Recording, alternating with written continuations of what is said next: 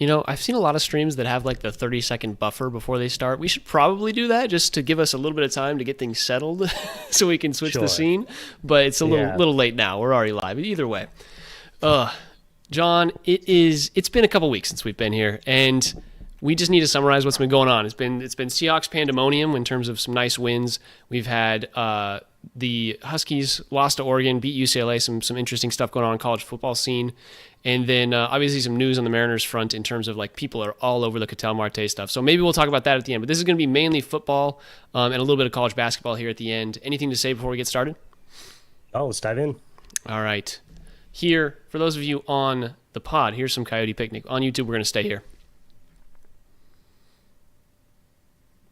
Yeah, if you couldn't tell, a little rusty for the podcast. Now I gotta get everything going. Yeah, the Seahawks. So it's been 2 weeks. Well, last time we talked, we were talking about that Titans game, and then they played the Vikings over Thanksgiving weekend. Let's break it down, like how you've kind of felt over these last 2 weeks with the rout of the Vikings and the Titans game, kind of being turned into a little bit of a game, but overall we played pretty well. What were your thoughts coming out of that one? Yeah, I mean, it's been a stretch now. Looking back, Vikings, Titans, Rams game was pretty epic, but take that out of it. Cardinals, Commanders, where in 4 of the last 5 games, the game has been over in the first half, really. Rams game's the one exception. That was a really good game. Just didn't come out on top of the Seahawks. But other than that, I think 30-24 is final against the Titans, and that makes it look like it was a good game. But we were up 16-0. We were up 23-3. We were just all over the Titans, and then some garbage time stuff happened to make it more interesting. But there was never really any doubt in that one. And Yep. then just an even more exaggerated outcome against the Vikings to just absolutely throttle them 26-0. Never felt so bad for a quarterback in my life as poor Max Brosmer. Just can't imagine what would have happened if it was J.J. McCarthy. I think that would have been it. I think they put Max Brosmer underneath the sacrificial sword there because whatever J.J. would have done against the Seattle defense might have ended his career prematurely. Yeah, the Titans game was interesting. Like you kind of said it perfectly. They came back there, but in general, this offense has just been clicking in such a way that it's like, hey, every week Sam Darnold is going to go for 250 yards on like 25 to 30 passes, and the rushing attack is going to get probably 100 to 130 yards, and that's going to be it. Like that's going to be the attack, and it's how frequently we score there, and that's all based on like defensive positioning. I feel like everything else has just been kind of like chugging along with the Seahawks offense, but yeah, the defense is really where things shined, and that Minnesota game was quite the example of it. The 4 interceptions, 26-0, like shutting out the Vikings is quite a big deal. I think that was the first time they'd been shut out since like 2019 or something, from what I heard on the broadcast. Ernest Jones continues to be the guy in this defense. Since we acquired him from the Titans, he's just been like an unstoppable force. 2 interceptions in that game, 12 tackles. He's just the linebacker that everybody wants on their team, and he's been perfect for Mike McDonald's defense so far. Another shout out to Byron Murphy as well. He's just been really consistent this season, and a guy that, with the injuries from last year, kind of people forgot about, and with the Nick Emanwari pickup and everybody else in this defense, people kind of forgot about Byron Murphy, and he's just continued to be really good all season. So some good things coming from him. But yeah, that Vikings game just made us feel very, very good, and it honestly brought my like Super Bowl hopes back. I think there's no like extremely complete team in the NFL this year that's like every aspect of the game they're the best in, or like really good in. And I think this Seahawks team, I think our rushing offense is a little lackluster sometimes, and our passing game can be a little weak when Darnold gets flustered. But other than that, like everything about the rest of this team just clicks all the time. And these games were really the example of that. I just want to see us do it against good opponents.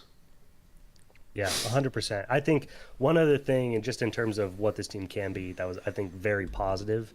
Vikings have a very good defense. Yeah. Like, this Vikings team, this roster's got a lot of talent. They gave away a good quarterback, and they've been really, really struggling to fill that hole. But this was a game where Sam Darnold struggled. He did 14 of 26, 128 yards, only a 70 QBR. He did not throw a touchdown. But they didn't need that much from him. And it was a game where he was struggling, where he took care of the ball. No turnovers from Sam Darnold against a really solid defense in the Vikings. So, again, there are going to be games against teams like the Rams where you do need to do a little more. You have to push it a little bit more because it's a more competitive game. But I was encouraged, especially after that Rams debacle from Sam, that he was like, okay, we've got this thing on lock. The defense is totally locking this thing down. I'm going to try to attack downfield to the best of my ability. By far and away, JSN's worst game of the year with only 23 yards. But I'm going to try to attack downfield, and if it's not working, I'm not going to get in the defense's way. And that is an important lesson, I think, for a team where our strength is clearly on that side of the ball. JSN may be the offensive player of the year, but our strength on this team is still the defense.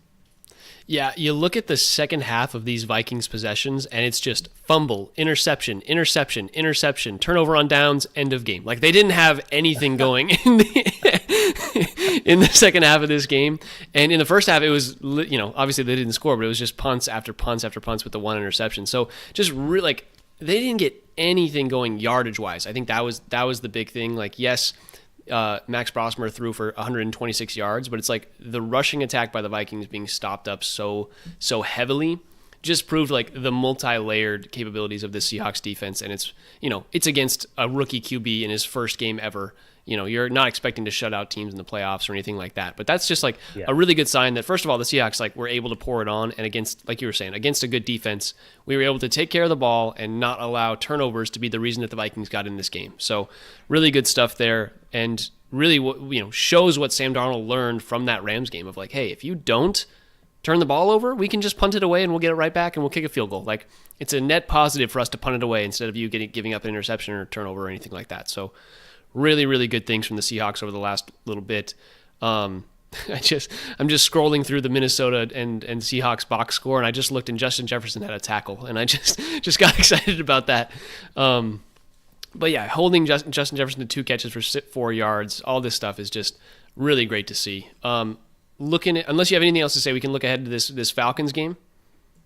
Last thing, just want to shout out Jason Myers, bombing away field goals. Dude. That's what we needed. That's how he scored most of our points. 28 to 33 on the year, so doing a good job. Yeah, for sure. This next game is against the Falcons, who I don't think anybody's been able to pinpoint the Falcons at all this year. They're 4-8, have so many weapons. Michael Penix Jr. is banged up, and they've been starting Kirk Cousins, I believe, recently. Correct. And they're just basically scoring 24 points a game. That's just been their thing over the last 5 games. They lost 24-23, 31-25, 30-27. They won 24-10. They're just going to score 20 points a game. With the weapons that they have, they've just been so consistent since they've kind of figured out what to do in terms of give Bijan Robinson the ball. I would love if we could hold them to 14 points. That would be really nice to see from the Seahawks team. And obviously their defense isn't going to be as good as the Vikings. So I'm expecting this to be a relatively easy game, but we want to make sure that we're containing Bijan, limiting those explosive plays. And I think, I say that's going to be an easy game. I'm always concerned. It's the NFL. Any team can win in any week, but excited for this week and what should be a nice, easy stretch before we've got the big game upcoming next week. Totally. One, it's completely insane. It's honestly kind of crazy that it's been 5 straight weeks where the Falcons have scored between 23 and 27 points. Yep. That's bonkers what a tight range that is. But they've also, I think their schedule in general, and especially if you look at the last couple of weeks, Jets, Saints, Panthers, Colts, Patriots, Dolphins, Niners, Bills, Commanders. They have not played very many good defenses. They have not played a single defense that's on par anywhere near the Seattle Seahawks. So even though they're on a nice scoring stretch here, I would expect a pretty significant drop, especially with old man Kirk sitting there like a rubber chicken in the pocket. I think if we're just able to focus and shut down Bijan as much as anybody can, this one should be pretty easy. Falcons do have a pretty good pass defense. That's been kind of their calling card this year. So it will be interesting. Most teams want to attack the Falcons on the ground. Seahawks are not the most equipped to do that. So it is kind of a negative game script for our offense. But again, ideally this is a one, just don't get in the defense's way. Atlanta has been famous for, failing to turn great Bijan games into actual wins. So if you just, focus on slowing Bijan down and getting to the old man, I think this one should be pretty easy. I 100% agree. And I guess actually talking about the Falcons passing defense, we didn't really talk about this, but that Minnesota game, JSN held the 2 catches for 23 yards. Like that was JSN's worst game of the season by far. And that could be like a little bit of a weakness that we might see exploited by good defenses. It may or may not happen here against the Falcons, but I do think we'll still be able to generate some offense. But we got to keep an eye on that in terms of the layering of this Seahawks passing game. It needs to improve if we're going to play against good defenses. If we see the Rams in the playoffs or anything like that, like we'll need to be able to generate offense. So this will be another good test for our passing offense. If we're able to generate probably 200, 250 yards against this team, I'll feel a lot more comfortable. But Darnold struggled against some good passing defenses, so we will see what happens there. Anything else to say about this Falcons game before we jump to some value dogs, man? We've been kind of flying through this. We've got a lot to cover, but also not a ton. I just want to touch on, kind of the playoff picture for the Seahawks here. They're tied with the Rams at 9-3. They're in a good position to compete with the Rams for the top of the division. And then it is worth noting, at 9-3, they're tied with the Bears for the best record in the NFC. So it will be tight. Them and the Rams, a lot's going to come down to that next matchup between those two teams to see who's going to pull out the NFC West. But it's looking pretty locked in that we'll get one of the higher wild cards, if not. So, the nice thing about the NFC, as you've already noted, is there aren't any teams that, really scream at you outside of the Rams and maybe the Bears, depending on how you feel about that group. So not a bad year to get a wild card, all things concerned, but obviously you want to push to try to take the division. Yeah, I think it's a question of like, is the top wild card spot the best one to take? And I think that's definitely a yes, right? The NFC South, like the Buccaneers have been pretty banged up. I'm trying to think of the NFC East. There's like potential for that to be the Cowboys, like maybe, but the Eagles, it's the Eagles to lose right now. So as of right now, that'd be a little bit of the Eagles' concern. NFC North is obviously Bears or Packers. So I think it's definitely going to be Bucks or, hear me out, Panthers. But either of those teams, I think the Seahawks have a good shot against. So either way, if we're the top wildcard spot or the number 1 seed, we're happy with either one of those positions. Obviously, we want to be the number 1 seed, get that bye, get the team rested. But I think we're looking at either way at a great position for these guys. I want to ask you, like, what is besides the Rams? And I think their offense is probably the thing. But like when we talked about the Rams, we talked about how the offense and defense of both of those teams were like some of the top tiers. There's nothing that's like the weak point. What is the team who has like the unit that scares you the most besides the Rams? NFC and AFC? Just NFC for now. Okay. Man, outside of the Rams, looking at the NFC, this is crazy to say, but probably the Bears offense. That's insane to me. Well, but so here's the thing. They're 9-3. They've won their last 6, I think it is.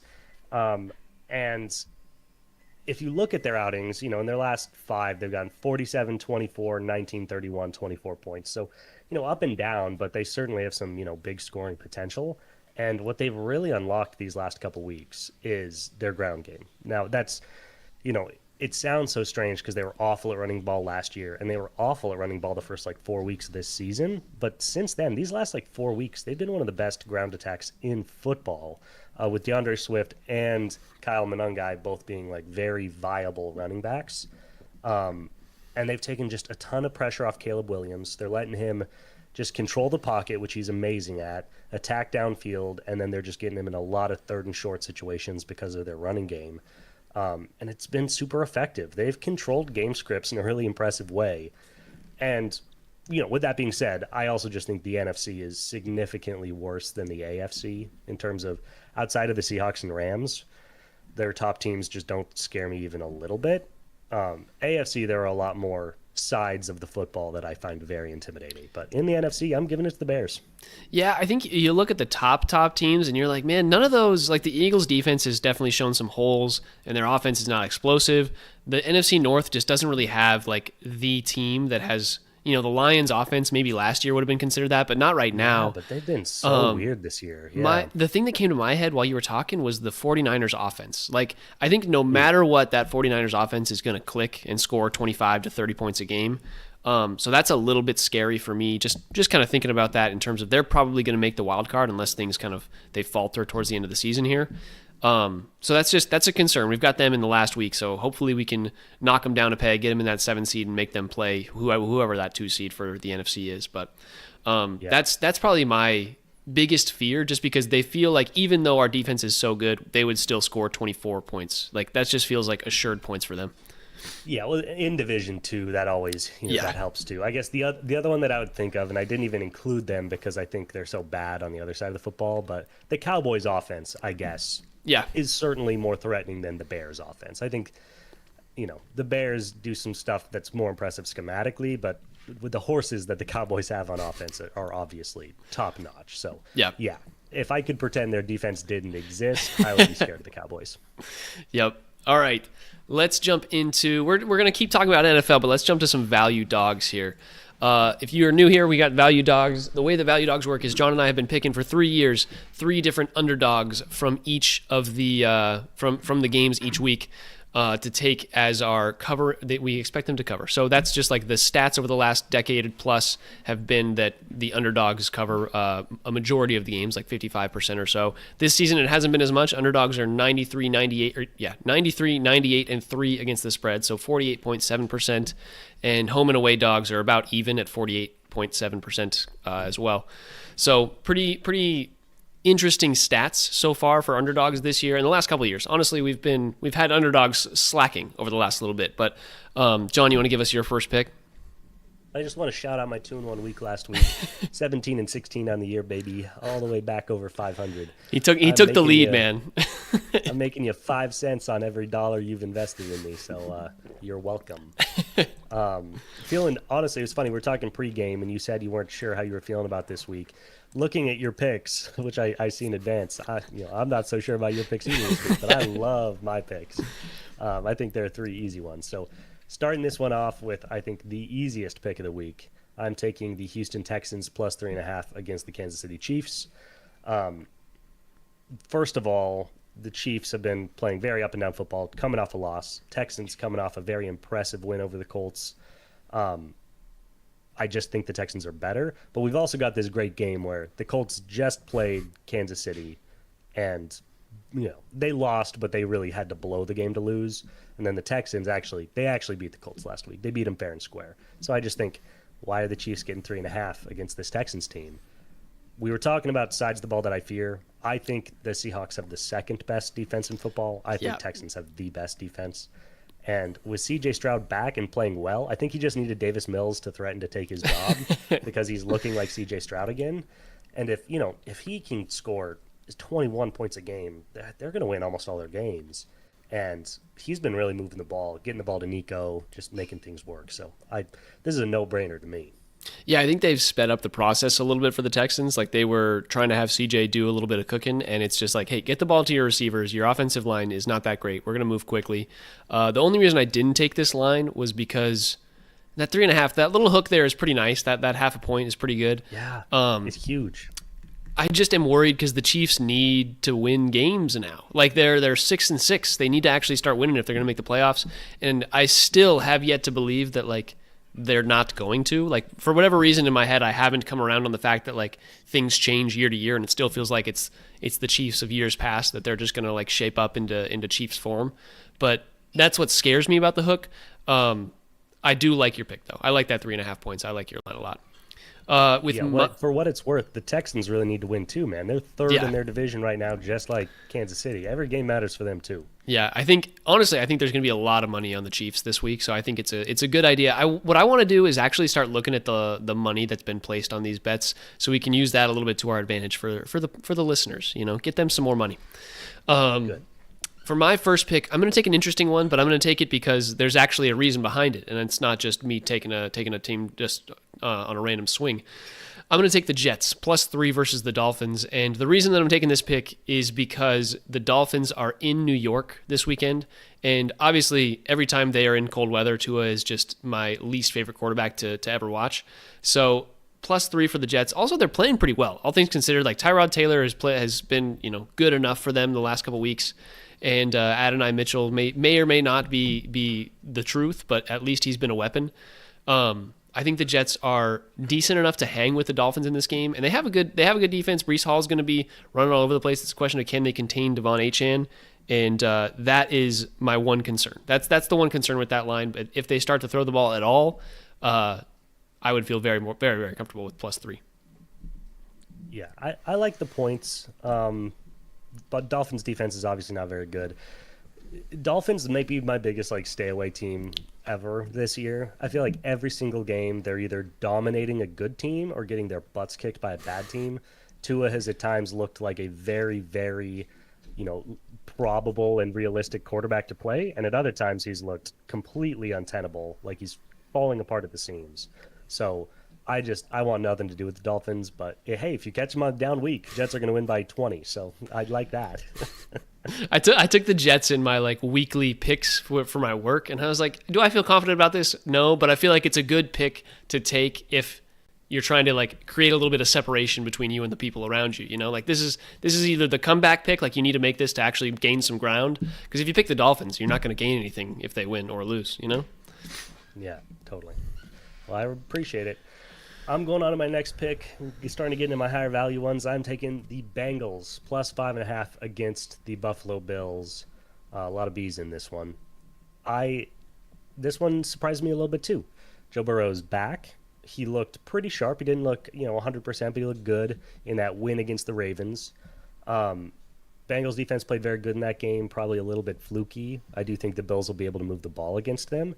But the Bills' defense sucks, man. And I think Joe Burrow back with this offense, it's going to be a shootout. I think they're going to be able to keep up with the Bills.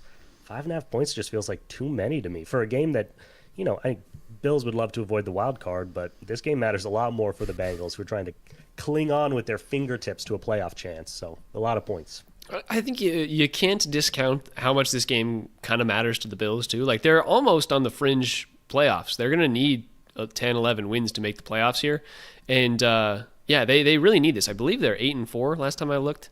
But either way, the Bills are just a team that needs this win, but 5.5 points is a lot in that kind of middling score. And I could see the value coming from there. I think the Bengals defense has shown a little bit. I just worry that the Bills are gonna put the clamps on these guys in some cold weather. Either way, this is Joe Burrow. The heavy passing game scares me a little bit with the Bengals. So I think Josh Allen's a little safer with this pick, but other than that, it's a pretty solid one. Yeah, I am worried that James Cook is just going to run for 250 yards and make me look like an idiot, but I can live with that result. With my second pick, I am going to go with a game that should be a field goal, if only because both of these teams are not very good and they're playing for the division because that's just how this division is shaped up. The Steelers +6 versus the Ravens is a great game to take those 6 points. That's a lot of value because this is a game that, in theory, is one of the two of the the Steelers will play the Ravens at the end of the season, and that game might have a lot of value. But this is the preliminary version of that. This is where they'll play the first time, and I feel like it's going to be decided by a field goal in the last 2 minutes of the game, and that's just +6 points is a lot of value there. You get 2 whole field goals, you get some garbage time touchdown potential. That's a lot of value for a game that the Ravens defense sucks, or the Ravens defense has been pretty good. The Ravens offense sucks. The Steelers defense has been awful, and the Steelers offense has been not very good. I just think it's going to be a low-scoring affair where field goals are going to be kicked left and right, and we'll see what happens. Yeah, in division matchup, taking the points is typically smart. 6 points is a lot of points, especially considering how the Ravens looked last week. Lamar looked terrible. You can expect a certain level of bounce back from them, but one thing I will say, just this matchup specific, Lamar's superpower is, basically being unsackable, and the way he just makes defensive linemen look completely ridiculous when they get close to him. The one guy that I can say has consistently stymied that is TJ Watt. For whatever reason, he just really knows how to play Lamar and just tends to get him on the ground, and Lamar always looks a little surprised, but I feel like TJ's one of those guys that can actually get to Lamar Jackson. So if he's able to do that, and especially if Lamar looks anything like he did last week against the Bengals, this could be a really rough one for the Ravens. So, yeah, two very confusing teams in a division playing each other. Give me the points. It's all you, buddy. With my giving you a chance to say yes, correct. Nah. With my last pick this week, going back to the team we just talked about, I'm taking the Bears plus 6.5 against the Packers. I missed out on a chance to take the Bears over Thanksgiving week when they would have covered against the Eagles. This Packers team is, I don't know, they strike me as being very similar to the Eagles. Like, their defense has some really high upside guys, but struggles to consistently get stops. Their offense can look like the best in the NFL at times and can look completely untenable at other times. Their running back is hurt. What's his name? Jacobs. Thank you. Josh Jacobs is injured but could play through it. We'll see what happens there, but I just think this is a game. It's a huge game for the Bears. Like, the statement of all statements. Like, probably the biggest Bears win since they went to the Super Bowl back in 2006 would be this win this season against the Packers, to get the monkey off their back of Green Bay always beating them, to do that to get to 10-3 and kind of lock up to a certain point this division. So they are going to be fired up. Will they win? Who knows? 6.5 is a lot. Yeah, I looked at that line, and not a lot, but some of these lines I looked at, and I was like, man, John's going to want those. I don't want to have the same picks as him. But yeah, I think that's some great reasoning. I looked at this Bears line, and I was like, man, I feel like the Bears have been just the team that I haven't bought in on yet. Like, they're like any stock that keeps rising, then I'm like, it's got to fall eventually, and I'll buy it then. Like, it just hasn't happened yet, and if they can win this game, that's like you're saying, just the statement of all statements in a year that nobody really expected them to be great. Like, they thought people thought this would be like a step forward year, but nobody thought they'd be this good so far. They could be, kind of the team of destiny this year. The Chiefs were like this last year with all their one-score games. Maybe the Bears are just kind of continuing that trend. So we will see, but I really like the plus 6.5 there. Yeah, one last thing on that. This is the second straight week where they've opened plus 3.5 against a team, and the public is just burning with hatred for this Bears team, and are just pushing these lines up. They moved 3 points in the last 5 days. Yeah, that's crazy. People are just they think this team is such a fluke, and the fact that Vegas has moved this 3 points, it's like, yeah, give me all of those points.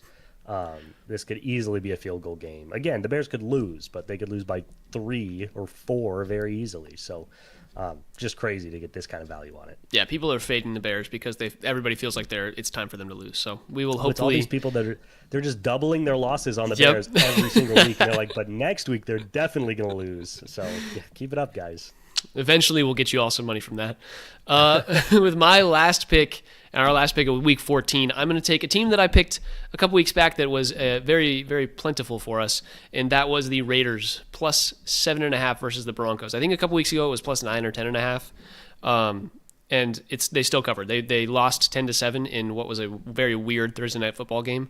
But yeah, the Raiders versus the Broncos. Like, the Broncos have continued to lose. Their last 4 or 5 weeks, they've won by 3 or fewer points in every single game.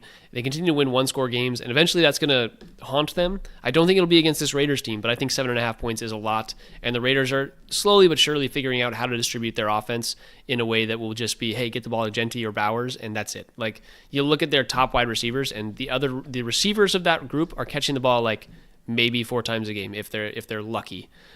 Everything else is going to Brock Bowers and running through Genty. So offensively, they've struggled for the entire season, but I think this is just like their game to show up and try and beat the number 1 team in their division.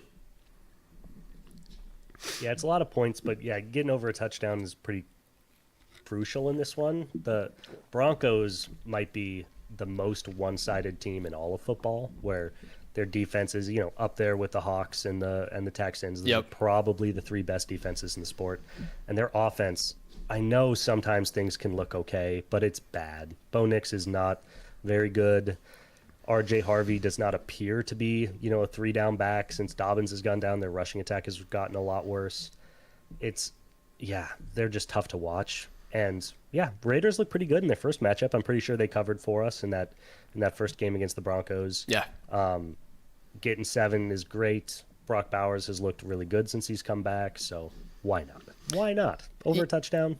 The more that I watch Bo Nix, the more I think that him and Michael Penix Jr. were the same guys playing at Washington and Oregon at the same time. Like, they're literally just like the most hot and cold you can get as a quarterback, and maybe they'll turn it on, maybe they won't. It fully depends on who's available for their team. Like, Penix, when Drake London is playing, feels like an unstoppable force, and then he can get the ball to Bijan on a screen or something like that. Like, that's like Penix at his best is awesome to watch and really fun. It's the same thing with Bo Nix. Bo Nix can have amazing like single drives, but the more that you watch both of them, you're like, these guys are not that great at quarterback. They're just going to be good enough to get their team through. And Bo Nix will probably last a little bit longer than Penix in the league based on what we've seen so far. But they basically feel like the same exact guy, which is interesting. They're both super old, couple years out of college guys. So just a fun little note there. Completely breaks my heart to hear you compare our boy Penix to Bo Nix. It sucks, but I kind of have to. I wish I could tell you you're dead wrong, but there's some evidence to the contrary. So I'm going to take that on the chin. Yes. All right. Let's move from there to talk about the UW versus Oregon football game. UW over Thanksgiving weekend. I went to this game. It was quite the weird experience. UW loses to Oregon. It was 26-15, I believe, at the end of the game, and it was a game that, watching it, and I don't know if it felt like this on TV, but watching it, it just didn't feel like a real football game. I don't know what it was, but it was just like, why is UW and why are both of these teams like either playing like garbage, or they'll have like one good play and that'll be like the thing that they score on. Like Oregon's big plays, I feel like they had like 3 big plays for 30 to 45 yards, and that was the entirety of why they were able to win this game. It was super close, and then they had one play to kind of separate themselves, and that was it. But just quite a weird game to watch, and 26-14, my bad. Yeah, what did you have any thoughts kind of like looking at the overall score and or box score and everything? Like, what were your thoughts coming out of that one? Yeah, it was a very weird game. You called that one correctly. I want to shout out both teams. First of all, 8 minutes left in the fourth quarter, UW got this thing to 19-14, and it was a real game. And that's where UW wanted to be at this time of the year. Obviously would have been awesome to steal this one from Oregon and take away any chance of them making the postseason. But, they did a good job staying in this. Their defense did a good job limiting Oregon to the degree that they did. And then I also, as much as I hate to do it, want to shout out the Ducks. I just think that next drive only took them about a minute, obviously capped off with a 64-yard touchdown that Dylan Moore threw. Was just, it was a pretty good ice pick in the heart for this UW team. I think they really needed to at least hold Oregon to a field goal there to have a chance. So for them to respond so immediately to close it out, I hate to admit it, but I was pretty impressed with Oregon there. So with that being said, in terms of performances, not Damon Williams' best game, 15 for 30, only 130 yards and 2 picks. So one of those is end of the game when you're just having to huck it down the field. So We'll just say 1 pick. But he did not play great. Obviously, we have to talk about Adam Muhammad. This was the Adam Muhammad breakout game. 14 carries for 105 yards, 7.5 yards a pop, and his longest run was 22 yards. So it's not like he busted off one 60-yard route that's throwing all this off. He was just eating up this Oregon defense on the ground, while Jonah Coleman was really struggling. So I don't really know what to make of that, but I was awfully impressed. Yeah, Jonah Coleman feels like he's been playing injured the last couple games, or he hasn't played the last couple games, depending on what the situation is. But I think he's just kind of working his way back from a little bit of a tweak. And Muhammad has shown that like next year he's going to be the dude. Like this was a really, really good looking offensive attack from the ground, and it's just something that I think UW has been building on with Coleman, and it's going to come to fruition with Muhammad and who was I don't remember what the other guy's name is that played against UCLA, played in the UCLA game or the Purdue game, but he's the kind of like speed guy, and Muhammad's the downhill back. But he's just been super solid. Very, very pleasantly surprised with what Muhammad's been able to do with Jonah Coleman on the sideline. And it was kind of a Damon Williams unable to find anybody. I think the Oregon defense is a little bit underrated. I think around the nation, like people know that the Oregon defense is pretty good, but it looked very, very good in this game. Besides the fact that Muhammad was able to get some yards on the ground, maybe exploitable by whatever team that they play in the playoff here. But overall, like Oregon's defense is their strength, and then Dante Moore and their rushing game have been able to do kind of enough to get them through it. Overall, Denzel Boston didn't have anything crazy, but he had the 2 touchdowns, and it felt like that second touchdown to bring it to within 5 points was that felt like I could feel that ball was going to Denzel Boston, and it was just like that's a play that like only Denzel Boston can make, and you just know it's going to him, and he's going to make that play. That was on a 4th down and everything. Like that was some greatness. So really excited for that. Really, like overall a decent season. They finished the season 8-4, and I'm happy with it. I think DeMond's going to be great next year. Losing probably Coleman and Boston and a couple other guys to the draft is going to be interesting, but I think this team is built for the future. It sounds like Fish is coming back next year at the very least. So all signs point to up for this UW team, which is very good to see. Yeah, they had a chance to end the season ranked. Obviously, they would have needed to win that Oregon game, but that would have been exciting to just end a season in the top 25. Yep. One thing I just wanted to call you out and laugh at you a little bit. The guy you couldn't remember his name of, Jordan Washington. The speed running back, true sophomore for UW. So, yeah, him and Adam hopefully will come back next year and make a nice tandem between the pair of them. One thing I want to say about Denzel Boston, too, is I've been watching a bunch of Drake London this year because I've got him in one of my good fantasy teams. Mm-hmm. And I've been watching a lot of Devontae Adams this year. I feel like Boston's got some real London and Devontae skills. Like he's not necessarily as good as either of those guys. Obviously, 2 NFL studs. Yeah. Hopefully, he can reach that level at the next level. But just his ability to go up for big play balls down the field and just like hit chunk plays. But then in the red zone, the fact that he's almost more deadly than a running back, like 1 yard short of the end zone, is just so impressive. And yeah, it's like okay. 4th and 3, in the red zone, what do we do? Just run a slant to Denzel and let him go grab it with those big mitts. It's really impressive, and I really do think that part of his game is just he's definitely going to the NFL, and some team's going to really value him because honestly, kind of like Rome in that way, where he can attack down the field, but he's also really dangerous just running slants and using his hands. Yeah, I think Boston is a better hybrid receiver than Rome is. Rome is much more of the like run a straight line guy that I think we thought that Boston would be kind of as we watched the start of the season. But as he's progressed, he's turned into a guy that can really be efficient in the red zone, which is something that we haven't really seen from Rome, at least in the NFL, at the NFL level. He was decent at the college level, but I think Boston has a chance to be even better than Rome when it comes to being in the NFL and just like being the weapon that he could be.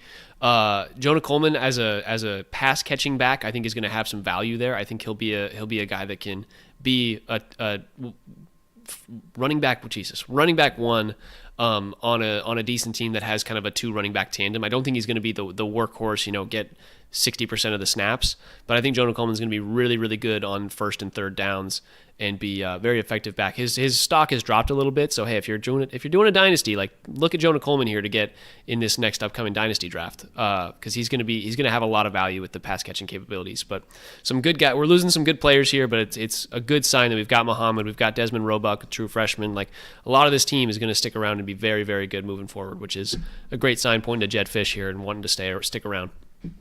For sure. All right, let's jump to quick look at Wazoo. They beat Oregon State pretty handily in this one after the loss early on in the season. But Wazoo ends the season 6-6. They'll get a bowl game. It's just some fun news for them. What were your thoughts coming out of this game? Yeah, well, it's sweet revenge. They really needed it to tie the Pac-12 with Oregon State after that tough loss. One of Oregon State's only 2 wins on the entire season was against Wazoo. So glad they took it in dominant form. They were up, I think, 32-0. Yeah. Or yes, 25-0. So good work by them. I was impressed with their ground game. Obviously, Eckhouse didn't have his best game of the year, but he was fairly efficient, and then they just controlled the ball on the ground. So I thought that was good. It is just kind of funny to be sharing a conference championship with a team that's 2-10.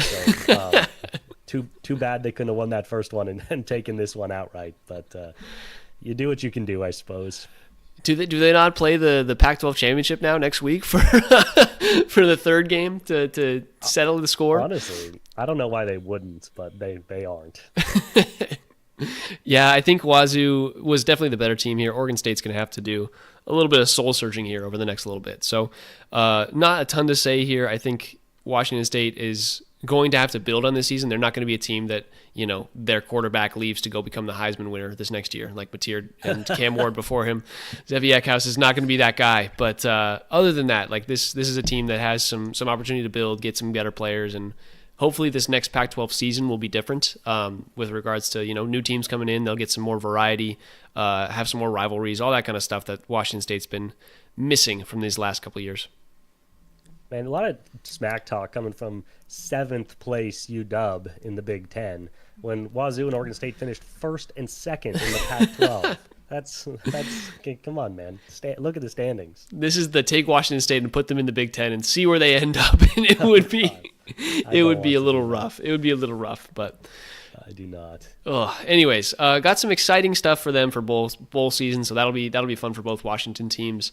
The Kraken currently 11-7-6, so that's just a little bit of news. We don't have a ton to say on them right now. We're just getting back into the swing of things with all the college basketball going on.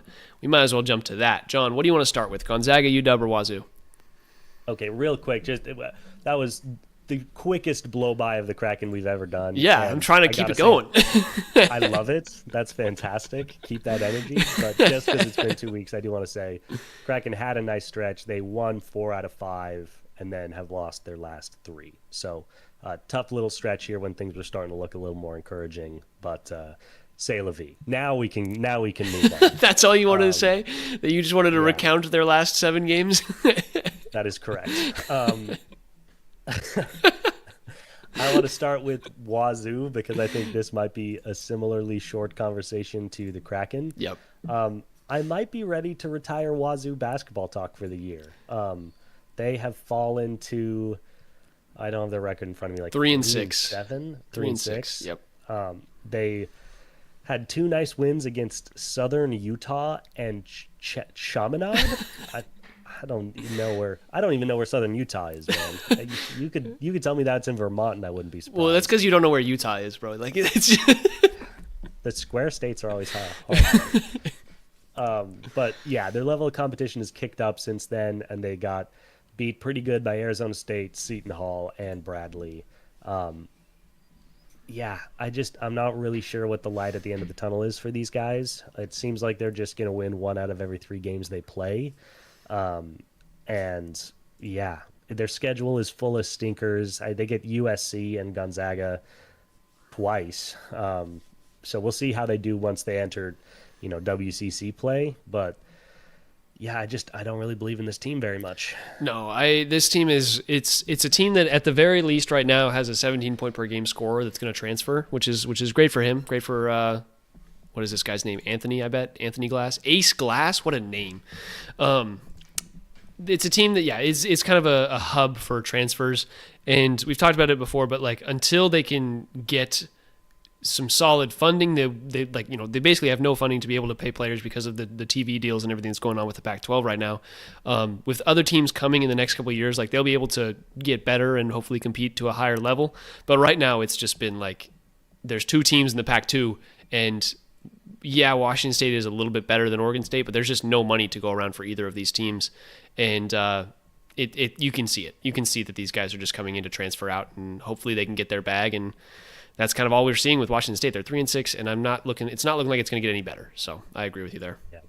There was the argument last year that, maybe once they enter WCC play, they'll look pretty good with those guys, but it didn't look good last year, and they looked way better in non-con last year. So I'm not sure how these LMU games they might not go how you'd expect. We will very much see, but like every game of theirs is just not. It doesn't inspire confidence. It's not like I'm looking at LMU. I'm looking at like even Pepperdine. Pepperdine's kind of been okay for the last little bit, but like Portland, like all these teams, none of those are cakewalks for this team because Washington State just doesn't have the hogs in the fight, I don't think that's a saying, but I just came up with that. But other than that, who wants a dog in the fight when you can have a hog in the fight? But other than that, yeah, I think we can I am okay with it if we bury the Washington State Cougars. Until they get some nice quality wins, we can bury them from the pot. We might talk about them when there's something to talk about. Maybe when they play Gonzaga. Yeah, we'll have 2 Gonzaga games we'll talk about, Wazoo, for sure. If they give USC a game, we'll talk about them, but I don't know, man. Oh, all right. Let's jump to the University of Washington. We'll talk Gonzaga last because I'm sure there's a lot to talk about with that Gonzaga one. UW has looked pretty good, all things considered. Without Steinbach in that Colorado game, they didn't look amazing. They lost 81-68, but against Nevada, they looked really good. They've got a test coming up against UCLA and USC this weekend. They start Big Ten play, so that's going to be fun.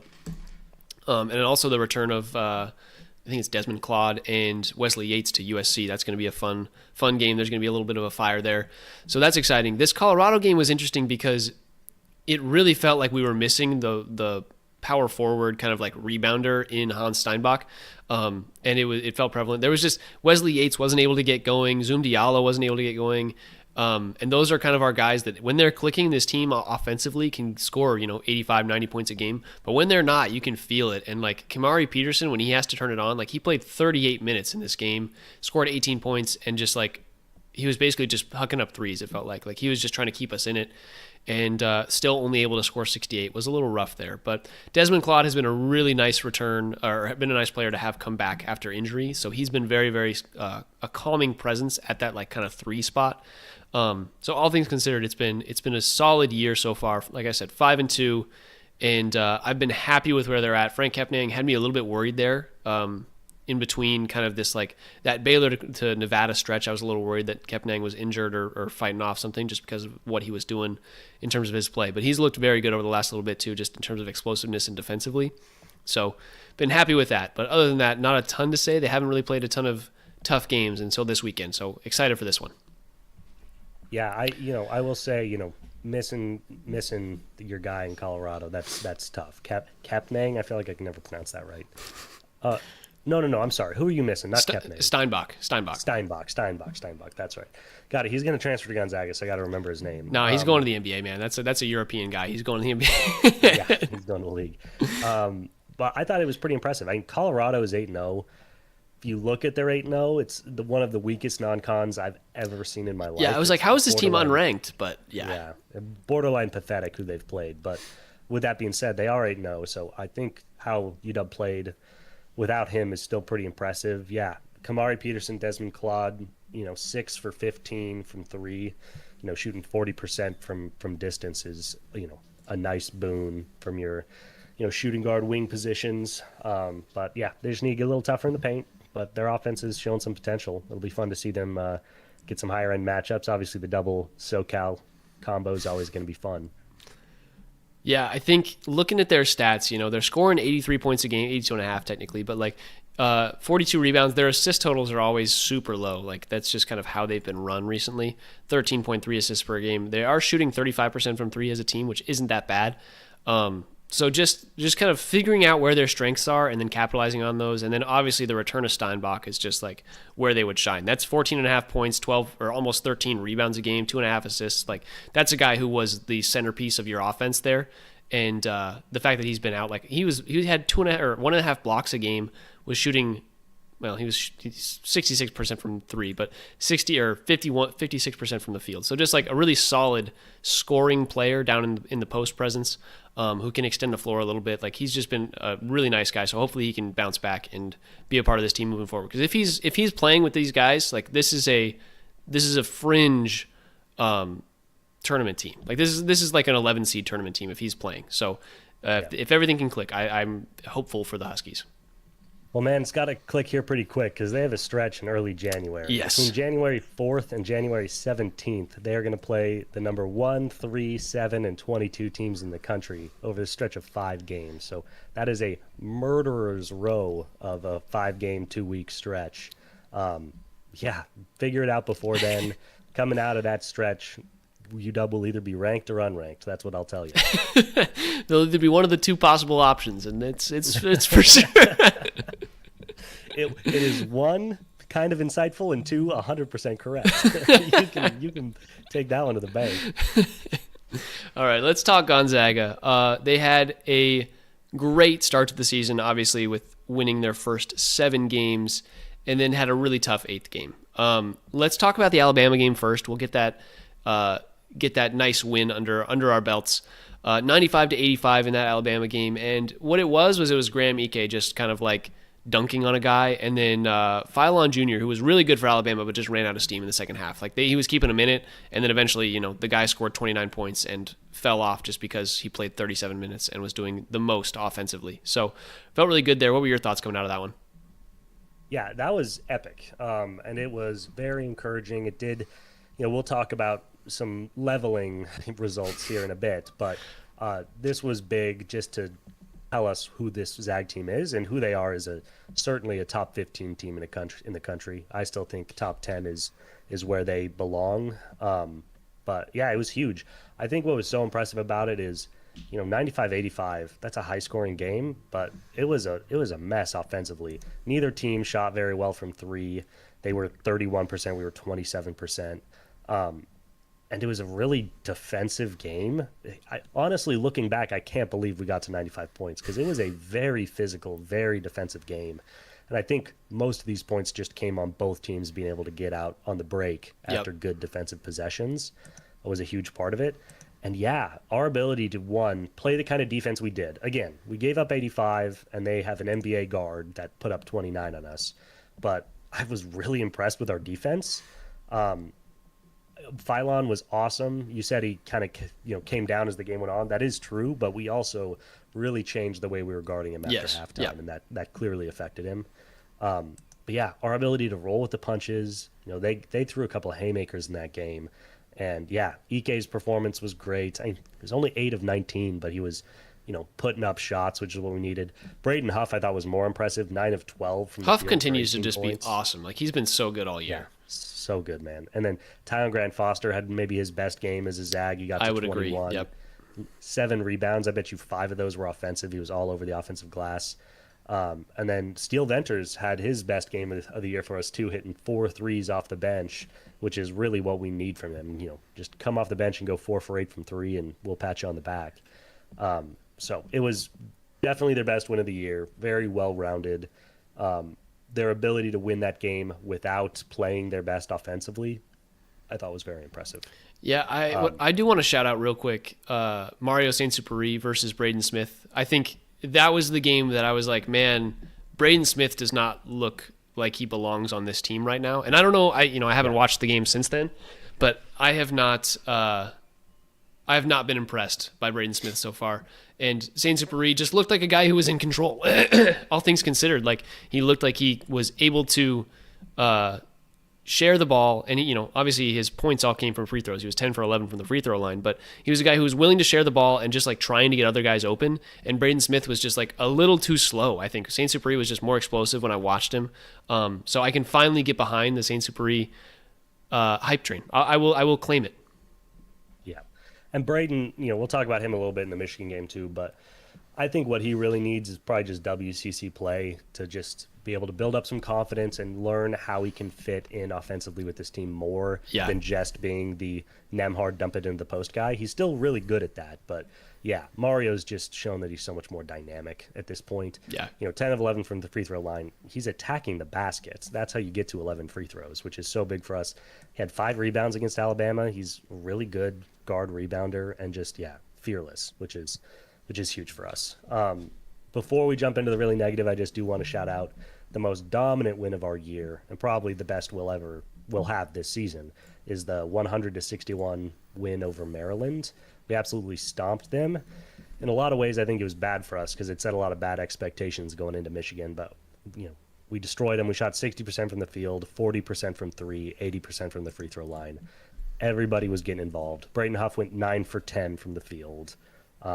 Everybody was hitting their threes, and it was just, it was beautiful to watch. And unfortunately, I think, we came out of this game thinking we could shoot threes, which is not, I promise you, is not going to be the strength of this Gonzaga basketball team.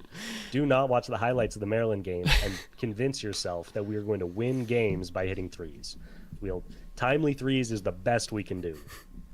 Yeah, I mean, that Maryland game was the epitome of like Gonzaga firing on all cylinders offensively, and it shows like the difference in offensive capabilities of this team compared to years past. Like 100 points felt like a not that big of a feat, but it felt like you guys were firing on all cylinders and just barely got to 100 in that game.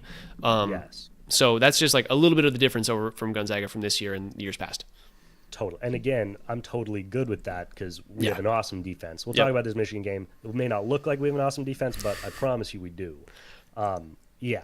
Anyway, not to be outdone, after our 100-61 win over Maryland, Michigan decides to go and beat us 101-61.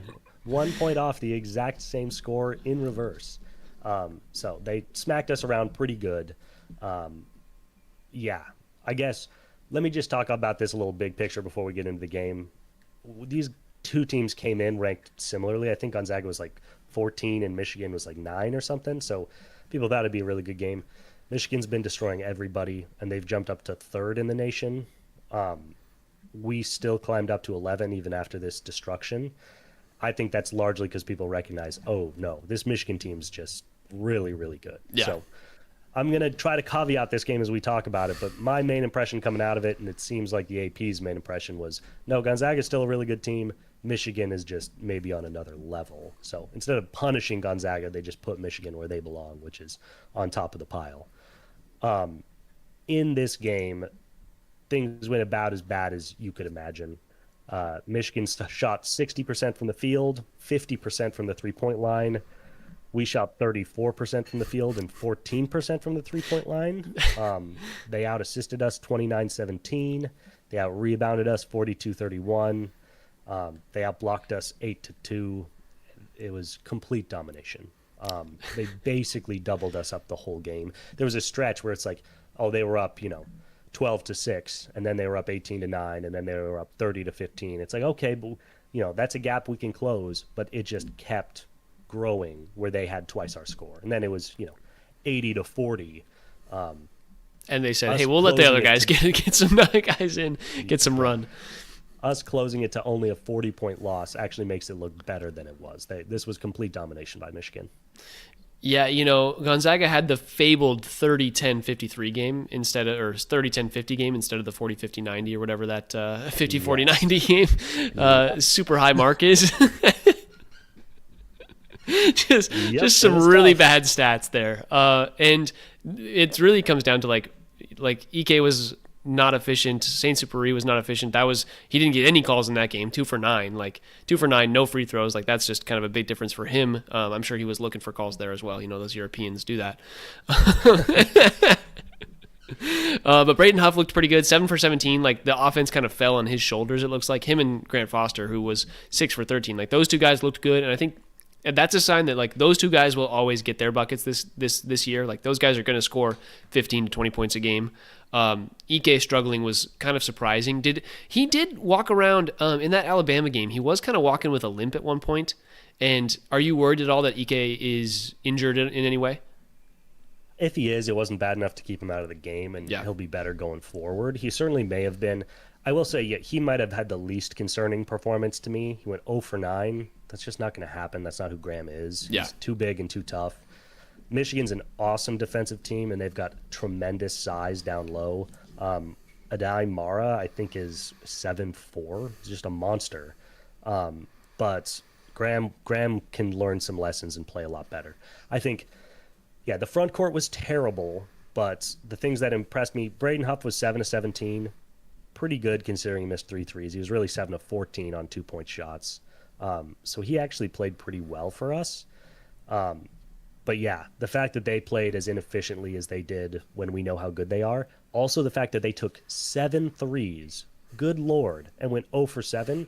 Stop taking threes, Graham Ike and Brayden Huff. Like, I know you're trying to get in the NBA, but please stop because you're not actually that good at it, especially against good teams. So those were just totally wasted possessions. Now I'll start caveating because, again, Michigan's awesome. They deserve to be where they are. They're definitely better than us. But, offensively, we could not have played worse. We're a really good low-post team that hardly scored in the low post.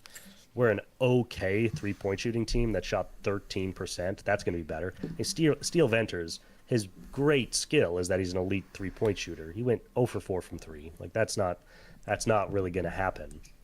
And then the other big thing to caveat this is that Michigan is incredibly streaky shooting.